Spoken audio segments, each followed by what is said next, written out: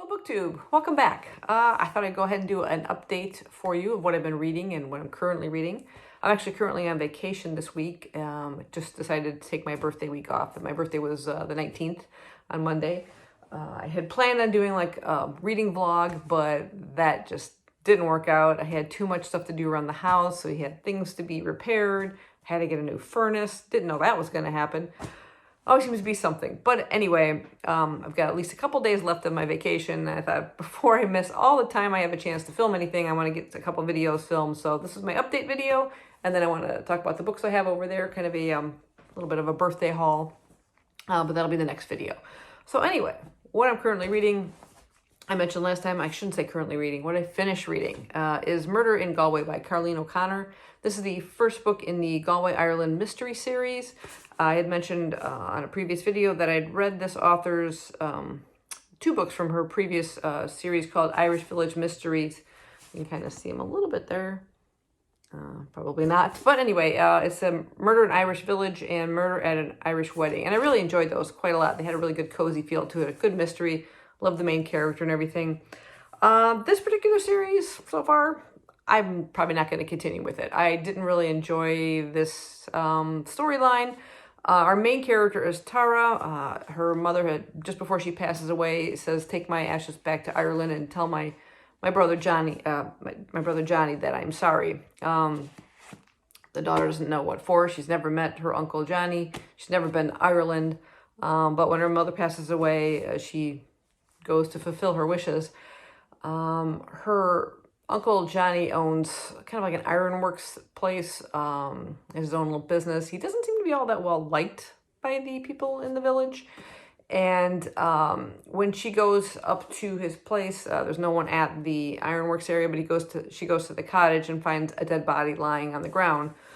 And for some odd reason, written in blood on the wall is the name Tara, her name. So she thinks it's her uncle lying on the floor. How did he know she was coming? There was no communication or anything like to let him know ahead of time.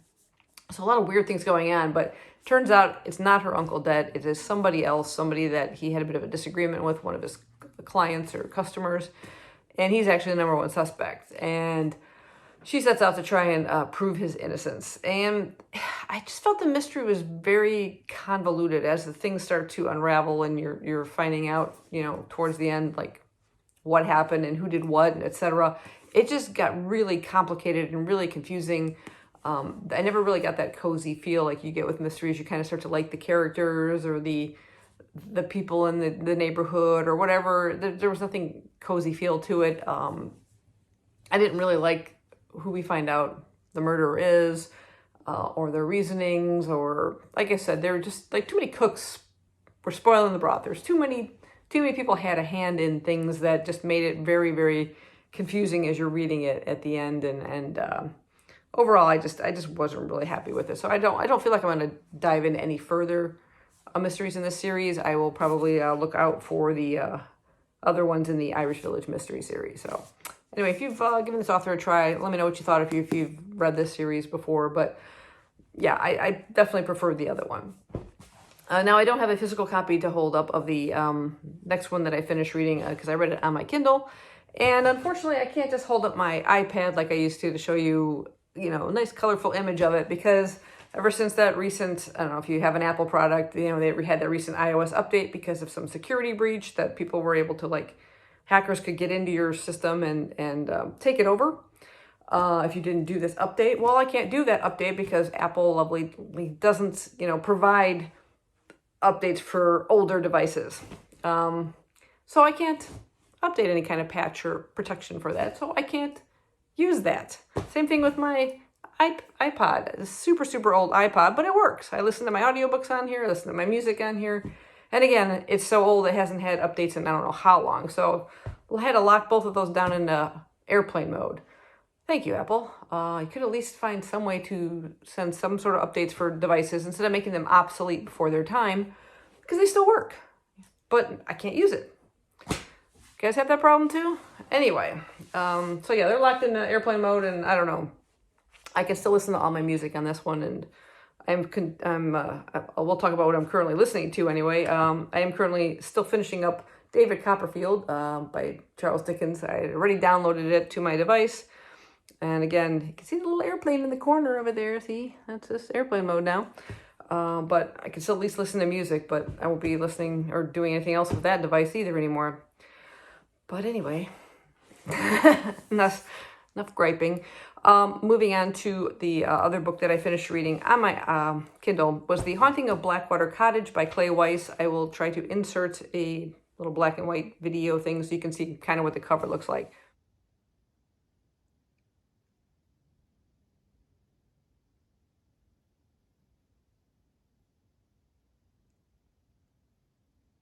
But it is a ghost story, haunted house kind of story. I like to balance those out between mysteries and something haunted every once in a while.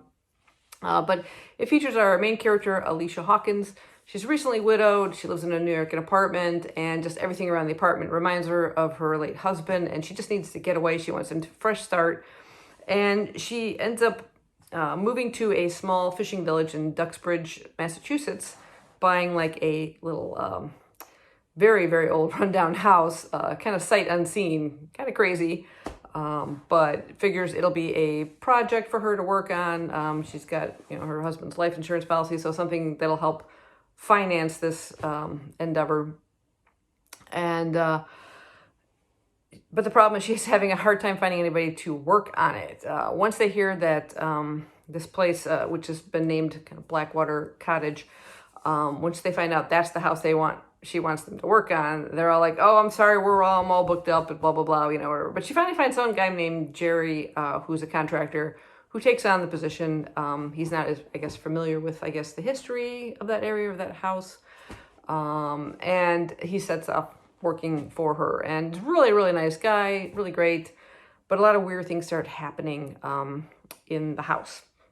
Your typical, ghostly apparitions start showing up, needing help to kind of move on, and she has to kind of figure out what's going on. There was a really good instances with the ghosts and the appearances of the ghosts, and are they friendly, or are they not? There's some definite malevolent spirit there, and the author does a really great job of setting the scenes and really just creeping you out. I really like the main character, Alice, as she comes to be known.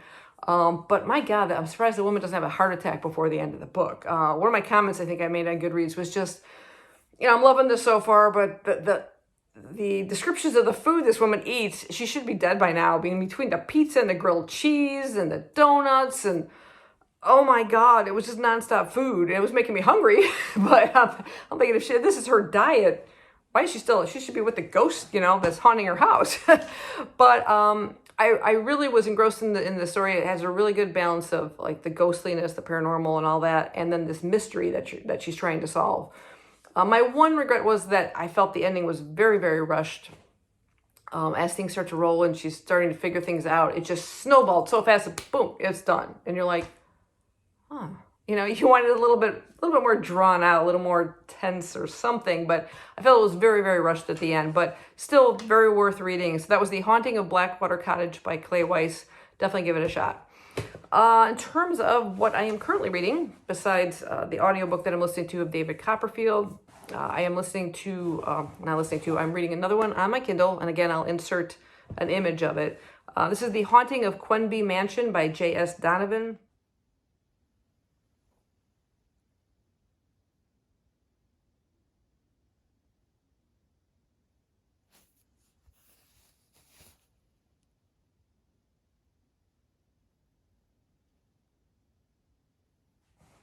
This one features our main character, Evelyn Carr.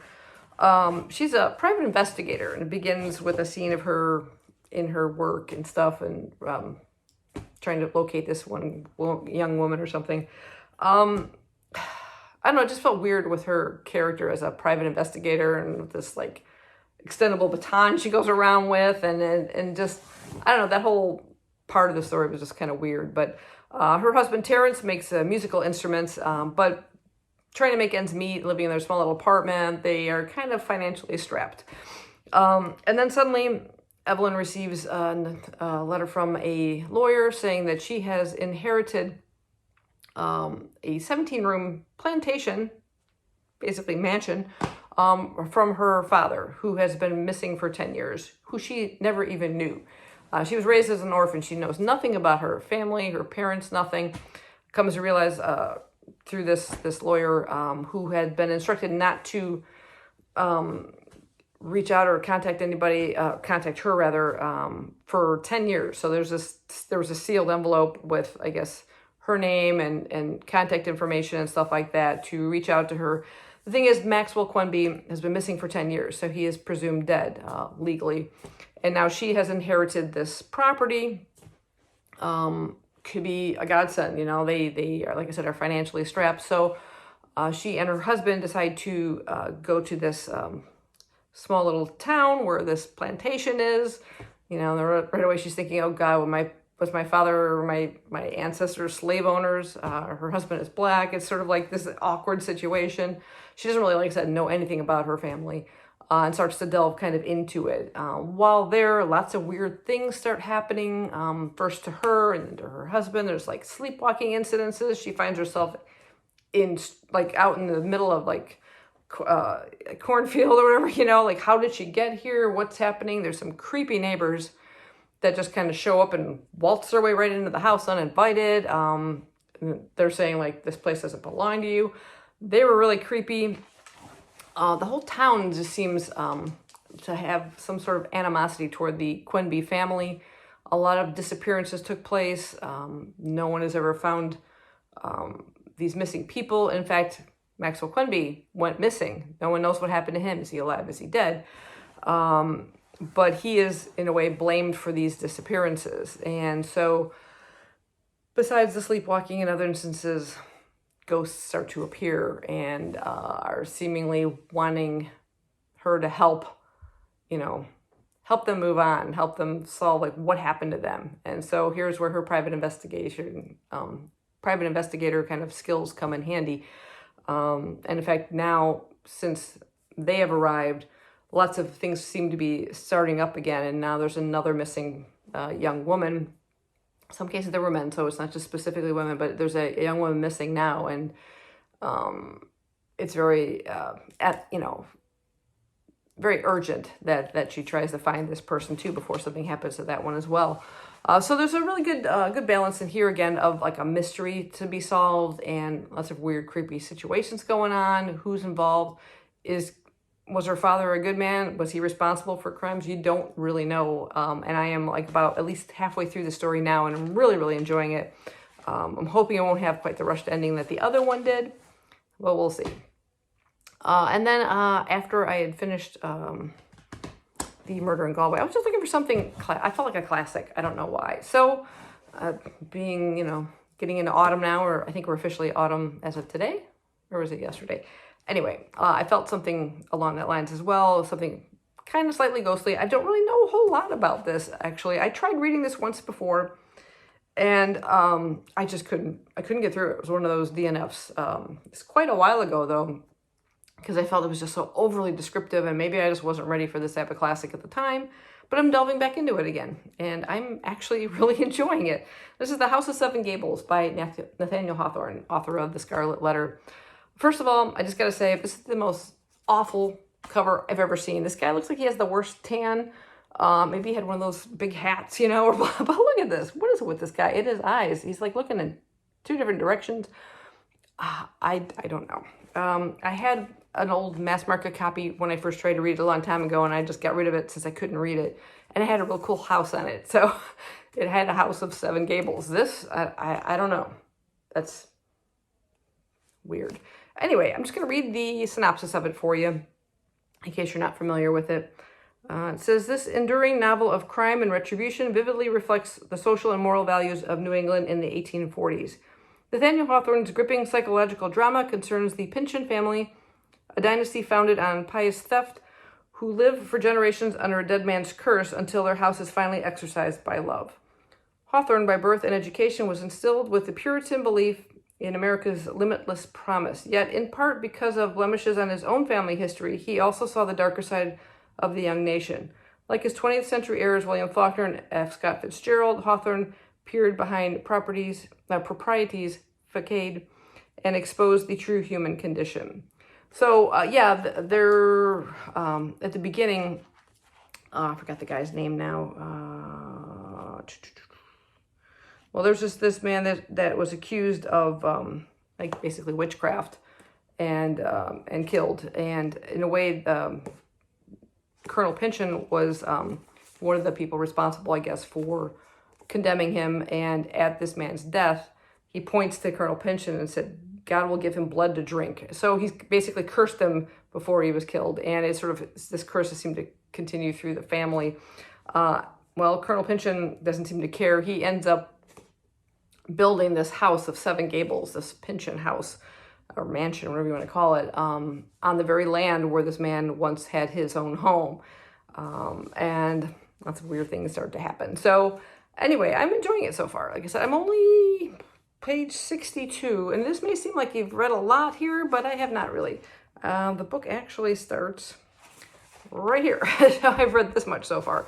All of this, I just skipped over. I just did not feel like delving into the preface or the note on the text or the suggestions for further reading before I've even read it yet, or the gigantic introduction. Maybe that's what I started reading. I don't remember, but like the first time.